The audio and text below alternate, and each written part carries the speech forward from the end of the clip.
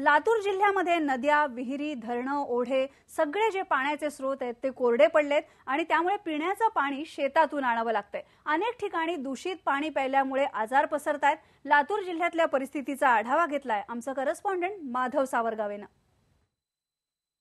लातूर जिल्ह्यालाही दुष्काळानं घेरलेला आहे। लातूर जिल्ह्यातील अहमदपूर तालुक्यामध्ये मी आहे। अहमदपूर तालुक्यातील ही जी गळाटी नदी आहे, या गळाटी नदीला या वर्षीच्या पावसामध्ये एक सुद्धा थेंब पाणी आलं नाही।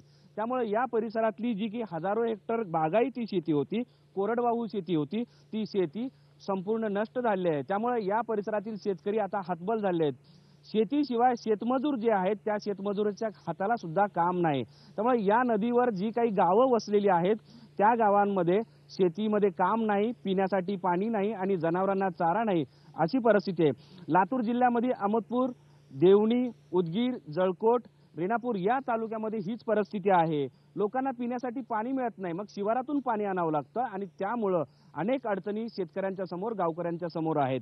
आपण एक नदी बघूया की ही जी नदीच्या बाजूला एक जी विहीर आहे, या विहिरीत सध्या दूषित पाणी आहे आणि हेच दूषित पाणी गावकरी घेऊन जातात आणि वेगवेगळे आजार होतात।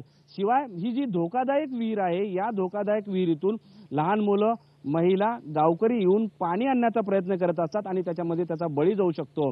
अशी स्थिती संपूर्ण लातूर जिल्ह्यातल्या वेगवेगळ्या ग्रामीण भागामध्ये आहे।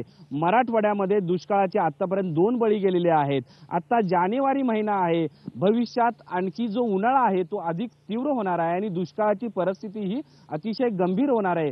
अशा परिस्थितीमध्ये लातूर जिल्हा सुद्धा दुष्काळग्रस्त जाहीर करावा आणि शेतकऱ्यांना, शेतमजुरांना सर्वांना न्याय द्यावा अशी मागणी होत आहे। व्हिडिओ जर्नलिस्ट सुधीर जाधवसह माधव सावरगावे, गळाटी नदी, अहमदपूर, लातूर।